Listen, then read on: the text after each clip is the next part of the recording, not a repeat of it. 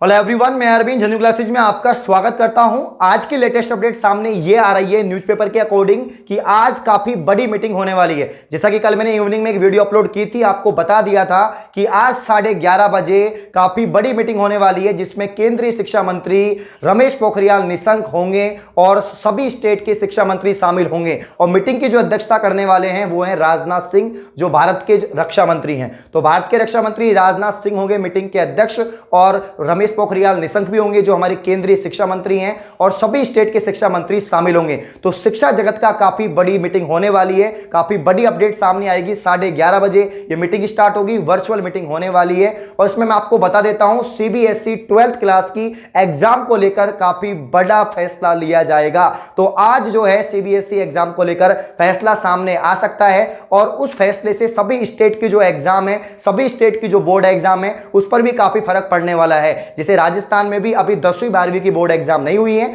तो CBSE board exam को लेकर क्या फैसला होता है, उसका प्रभाव सभी स्टेट एग्जाम्स में पड़ने वाला है, क्योंकि सभी स्टेट के जो शिक्षा मंत्री हैं वो भी शामिल होंगे इस मीटिंग के अंदर। तो सबसे पहले मैं आपको बता देता हूं, सीबीएसई 10th क्लास की एग्जाम कैंसिल हो चुकी है, बच्चों को प्रमोट कर दिया।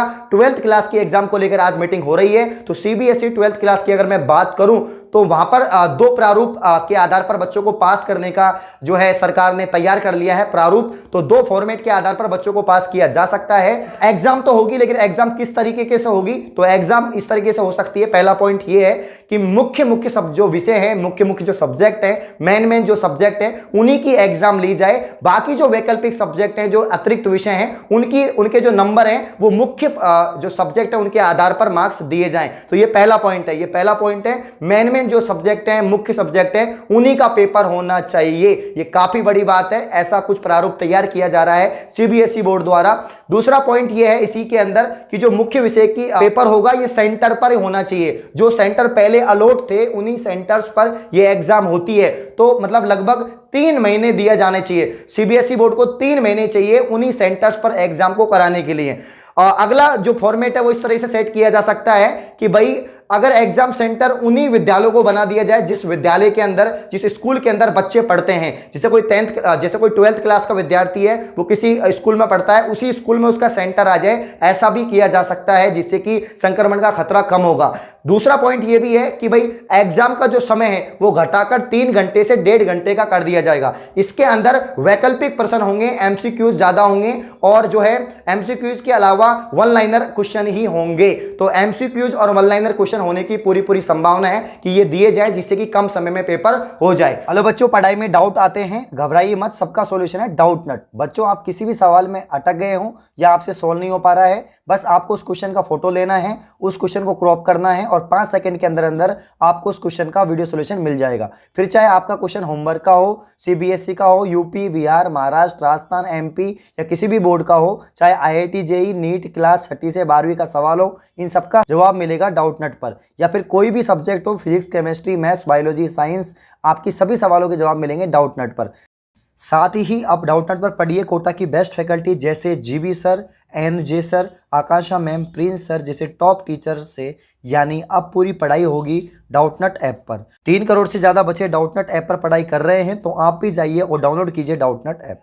और जो बाकी के जो बचे हुए वैकल्पिक सब्जेक्ट हैं, उनके जो मार्क्स हैं वो मुख्य विषय के आधार पर अलॉट कर दिए जाए, मुख्य विषय के आधार पर नंबर दे दिए जाएं। तो साथ में ये भी निर्णय लिया जा सकता है मीटिंग के दौरान कि सीबीएसई बोर्ड का जो रोड मैप तैयार हो रहा है कि जिस आधार पर बच्चों को पास किया जाएगा, जिस आधार पर बच्चों की एग्जाम ली जाएगी, तो काफी सारे बच्चे होंगे जो कोरोना के कारण वो एग्जाम में नहीं बैठ पाएंगे, जो अदर स्टेट के हैं या कहीं दूर रहते हैं या उनकी फैमिली में कोविड पॉजिटिव है, तो उनको वापस से मौका दिया जाएगा, एक और एग्जाम देने का मौका दिया जाएगा। तो कुछ पॉइंटों पर आज चर्चा होगी, इन प्रारूपों पर 12th क्लास की एग्जाम को कंडक्ट कराया जाएगा। तो ये कुछ पॉइंट है जो मैंने आपको बताए। ये बात रही सीबीएसई 12th बोर्ड की। अब मैं बात करता हूं राजस्थान में होने वाली बोर्ड परीक्षा की। करीब 21 लाख से ज्यादा विद्यार्थियों को इंतजार है उनकी बोर्ड परीक्षाओं का। कब होंगी उनकी बोर्ड परीक्षाएं? 10th क्लास की, 12th क्लास की जो बोर्ड परीक्षाएं हैं वो कब तक संभव है, इनकी अभी तक कोई भी अपडेट नहीं आ रही है, लेकिन आज मीटिंग हो सकती है और मीटिंग हो रही है, 11:30 बजे मीटिंग होगी। उसके बाद में मैं आपको वीडियो बना के बता दूंगा क्या मीटिंग में फैसला लिया गया है। लेकिन अभी राजस्थान की अगर हम बात करें तो राजस्थान में कोई भी निर्णय नहीं लिया जा रहा। मैं आपको बता देना चाहता हूं कि सूत्रों के मुताबिक खबर आ रही है और न्यूज़पेपर के अकॉर्डिंग मैं आपको बता रहा हूं कि मंथन चल रहा है बोर्ड परीक्षाओं को लेकर। कोरोना का जो एक काल है, जो समय है, जो कोविड-19 के जो केस आ रहे हैं, तब तक ये कंट्रोल में नहीं आएंगे, तब तक एग्जाम आपकी कंडक्ट नहीं होगी, ऐसा सोचा जा रहा है। साथ में ये भी रखा जा रहा है विचार कि भाई अगर कोरोना के केसेस ऐसे बढ़ते रहे और ये कोविड जो है कंट्रोल में नहीं आया समय रहते हुए, तो 10th क्लास की एग्जाम को सीबीएसई के तर्ज पर कैंसिल कर सकते हैं और बच्चों को प्रमोट कर सकते हैं, ऐसी खबरें आ रही हैं। वहीं 12th क्लास की हम बात करें तो 12th क्लास की एग्जाम करवाना बहुत अनिवार्य है। अनिवार्य इसलिए हो जाता है क्योंकि 12th क्लास के जो प्राप्तांक हैं, जो अंक हैं, जो मार्क्स हैं, वो आईआईटी, नीट, जेईई जैसे पेपर में आपको प्राप्तांक चाहिए, मार्क्स चाहिए। अगर आप कॉलेज में एडमिशन लेते हो, किसी एंट्रेंस देते हो, तो उसमें परसेंटेज आपकी चाहिए, मार्क्स आपके चाहिए, तो बिल्कुल आपकी एग्जाम होगी, ऐसी खबरें आ रही हैं। तो सीबीएसई भी कंप्लीट एग्जाम को कैंसिल नहीं करेगा। जो रोड मैप मैंने बताया है कि इस रोड मैप के आधार पर भी आपको पास किया जाएगा।